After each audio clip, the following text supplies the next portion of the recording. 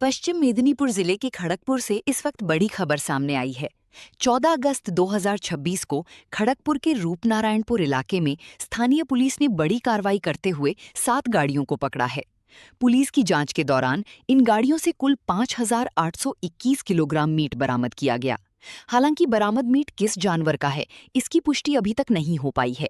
Police द्वारा meet के नमूने जांच के लिए भेजे जाने और जांच रिपोर्ट आने के बाद ही इसकी सही पहचान स्पष्ट हो सकेगी। इस पूरे मामले में पुलिस ने कार्रवाई करते हुए कुल 18 लोगों को गिरफ्तार किया है। पुलिस अब ये पता लगाने में जुटी है कि इतनी बड़ी मात्रा में मीट कहां से लाया गया था और इसे कहां ले जाया जा रहा था।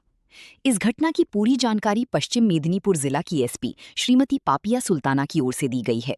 पुलिस मामले की आगे की जांच कर रही है और बरामद मीट तथा उससे जुड़े अन्य तथ्यों की जांच जारी है।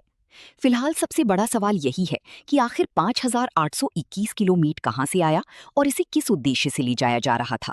जांच पूरी होने के बाद ही पूरे मामले की तस्वीर साफ हो पाएगी। देखिए वीरू सिंह की रिपोर्ट।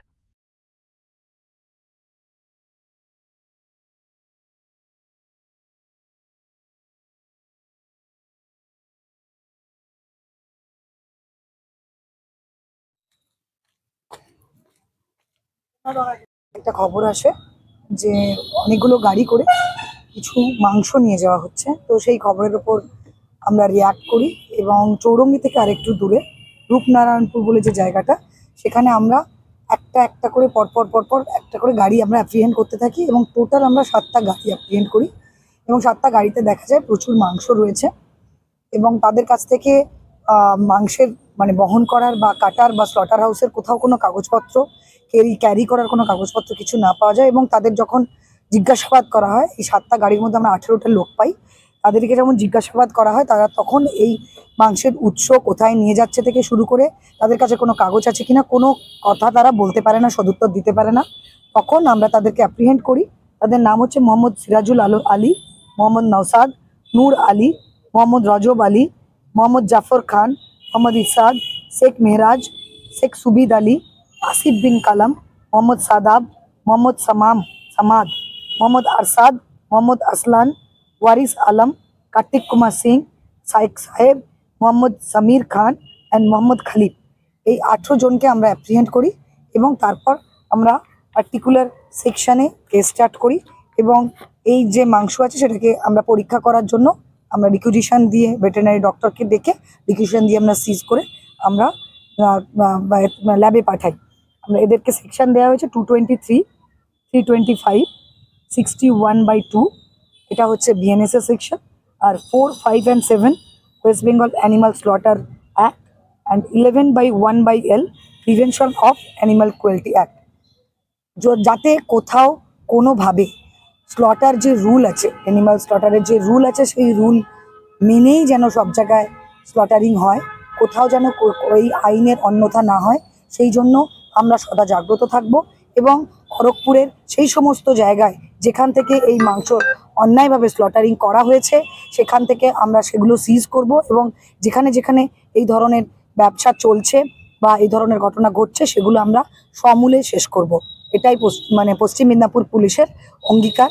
আমাদের মাননীয় মুখ্যমন্ত্রীর নির্দেশে আমরা সমস্ত রকম আইন মেনে চলার ব্যবস্থা করব।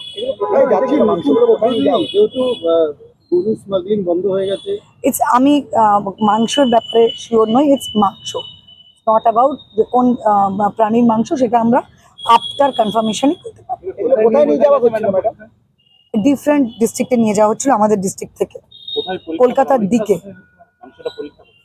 ভেটেরিনারি হসপিটালে আমরা পাঠিয়েছি। পাঁচবেরিয়ার আশপাশে তারা রয়েছে। এরপর আবার ইনভেস্টিগেশন চলছে, খুব বেশি ডিটেলস আমরা দেবো না, যাতে এই ইনভেস্টিগেশনের যে মূল জায়গাটা যেখানে স্লটারিং হয়েছে সেগুলো যাতে আমরা আবিষ্কার করতে পারি। 5,821। হ্যাঁ, কালকে আমরা সবাইকে ফরওয়ার্ড করছি। Thank you. বিভিন্ন জায়গায় আশপাশে, শুধু এক পাঁচবেরিয়া না, আশপাশে না, খড়গপুর টাউন না, খড়গপুর লোকাল এবং আশপাশে মেনলি আছে হাওড়া, কলকাতা, ধরুন কলকাতার মহেশতলা আছে, গার্ডেন রিচ আছে, শিবপুর আছে, বিভিন্ন জায়গাতে যারা ধরা। ওরা কি প্রায়ই এরকম করতে বলে মনে করছেন যে এটা ইনভেস্টিগেশন চলছে, এরপর আমরা বুঝতে পারবো। মাংস এই পরিবহনের ক্ষেত্রে কোনো নিয়ম আছে? না, ওদের কাছে কোনো কাগজপত্র ছিল না কোথায় নিয়ে যাচ্ছে। আর ওরা যে সমস্ত গাড়িতে করে নিয়ে যাচ্ছিল সেগুলো পাবলিক নর্মাল মানুষ ক্যারি করার গাড়ি ছিল, সেটাতে করে নিয়ে যাওয়াটা আইনত না। ম্যাডাম, খড়গপুর টাউন থানার সামনে কিছুক্ষণ আগেই একটা হাত ছিনতাই হয়েছে মঙ্গলসূত্র। আমরা ছিনতাইয়ের জন্য ব্যবস্থা করছি অলরেডি। ওইটার ক্ষেত্রে দেখা গেছে একটা লিড পাওয়া গেছে, আমরা খুব তাড়াতাড়ি ওটার ব্যবস্থা। খড়গপুর আইআইটিতে একটি দুর্ঘটনা ঘটছে। ওর বাবা আজকে অভিযোগ করেছেন যে মার্ডার হতে পারে, আমরা এটা না না, এরকম এফআইআর পাওয়া যায়নি, সুইসাইডেরই অভিযোগ করেছেন। না না, সুইসাইডেরই অভিযোগ করেছেন, কিন্তু আমরা সমস্ত অ্যাঙ্গেল খতিয়ে দেখব, সেটা মার্ডার না অ্যাক্সিডেন্টাল ডেথ নাকি সুইসাইড, সবটাই অ্যাঙ্গেল খতিয়ে দেখা হবে। এবং আমরা গভীরভাবে মর্মাহত শোকাহত, আমরা ফ্যামিলির পাশে আছি, যা যা ইনভেস্টিগেশনে পাবো আমরা পুরোটা চেষ্টা করব। দাবি করতে এখনো পর্যন্ত আমাদের কাছে এরকম কোনো কমপ্লেন আসে গিয়ে বলেছে জানি না, আমাদের কাছে এরকম কোনো complaint, মানে আমরা যে রিটেন কমপ্লেন পেয়েছি তাতে এরকম কিছু নেই। ওরা কি সুসাইড করেছে বলেই না, ওনারা কিছু দাবি করেননি, ওনারা তদন্ত করতে বলেছে। দাবি করছে। ওনারা এই মুহূর্তে টাউন থানায় গিয়েছে। হ্যাঁ, তদন্তের দাবি করছেন। তো যেরকম ভাবে আমরা ইনভেস্টিগেশন হবে, এখানে কোনো কিছু লুকাবার তো কিছু নেই, প্রপার ইনভেস্টিগেশন হবে। এবং আমি চাইবো যারা সন্তানহারা বাবা মার প্রতি আমরা তো সবসময় পাশে আছি, তাদের যা যা হেল্প করার পাশে থাকার এবং প্রপার ইনভেস্টিগেশন। মানে কালকে দিলীপ ঘোষ মন্ত্রী একটা কমেন্ট করেছেন যে ড্রাগসের বিষয়টা রয়েছে আইআইটি, সেই ব্যাপারে কি আরো বেশি আগেও আপনারা একজনকে ধরেছিলেন? হ্যাঁ, আগে শুধু খড়গপুরে একজনকে যেরকম ধরেছে, আপনি খবর নিয়ে দেখবেন আমাদের গোটা পশ্চিম মিদনাপুর জুড়েই কিন্তু একটা স্পেশাল রেড চলছে। সেই স্পেশাল রেডে শালবনী থানায়, তারপরে আমাদের কোতোয়ালিতে, এখানেও একটা বড় গ্যাং ধরা পড়েছে এবং সেখানেও অনেকটাই ব্রাউন সুগার আমরা ধরা পড়েছে। এবং এই যে রেডটা, এটা গোটা জায়গাতে, বিশেষ করে বাস স্ট্যান্ডগুলো, তারপরে আইআইটি যেগুলো যদি কোনোভাবে সাপ্লাই হয়ে থাকে সেই সাপ্লায়ারদের, এবং খড়গপুর স্টেশন, সেই সবগুলো জায়গাতেই আমরা কন্টিনিউয়াসলি রেড চালাচ্ছি। এবং ড্রাগের বিরুদ্ধে এই যে বিগ নো আছে, নো টলারেন্স, এটা কিন্তু চলতে থাকে। ম্যাডাম, এরপর থেকে বিভিন্ন হোস্টেলগুলোতেও কি নজরদারি চালানো হবে, যেহেতু মন্ত্রী বলেছে যে আইআইটি হোস্টেলে? আমরা প্রথমে চেষ্টা করছি, হোস্টেল তো ওদেরও একটা প্রাইভেসির ব্যাপার থাকে, তাই আমরা চেষ্টা করছি আগে সোর্সগুলোকে কাট অফ করার, যাতে আইআইটির ভিতরে যেখান থেকে ঢুকতে পারে সেগুলো আগে কাট অফ করার আমরা চেষ্টা করছি। তারপর ফার্দার আমরা নিশ্চয়ই করবো। আইআইটির একজন অস্থায়ী কর্মীকে কিছুদিন আগে আপনারা অ্যারেস্ট Yes. করেছেন, ওনার থেকে কি আরো কিছু লিস্ট আছে? হ্যাঁ, পাওয়া গেছে, সেই রেড চলছে। ম্যাডাম, মুখ্যমন্ত্রী বলে যাওয়ার পর কেশপুরে কতগুলো অভিযোগ দায়ের হয়েছে? ওই ঘটনার উপর একটা অভিযোগ দায়ের হয়েছে এবং যাদের যাদের নাম পাওয়া গেছে 10 জন অ্যান্ড আদার্সের, তাদেরকেও আমরা অ্যারেস্ট করার জন্য প্রসেস চালাচ্ছি। ওরা কি ফেরার হয়েছে নাকি? ইনভেস্টিগেশনের আন্ডারে আছে। দেখুন, এটা তো পুরনো ঘটনা না, মানে কমপ্লেন হওয়ার সঙ্গে সঙ্গেই তো আমরা করি, কিন্তু একটা প্রিলিমিনারি এক্সামিনেশন হয়, ইনভেস্টিগেশন হয়, তারপরে আমরা ফার্দার করি, সেটাই করা। কেশপুর পঞ্চায়েত সমিতির এক কর্মাধ্যক্ষ গ্রেপ্তার হয়েছিল, আজকে তাকে কি কোতোয়ালি থানা আবার হ্যাঁ, কোতোয়ালিতেও আর একটা কেস হয়েছে, তাতে সেই জন্য আমরা ওকে আবার পিসিতে নেওয়া হচ্ছে।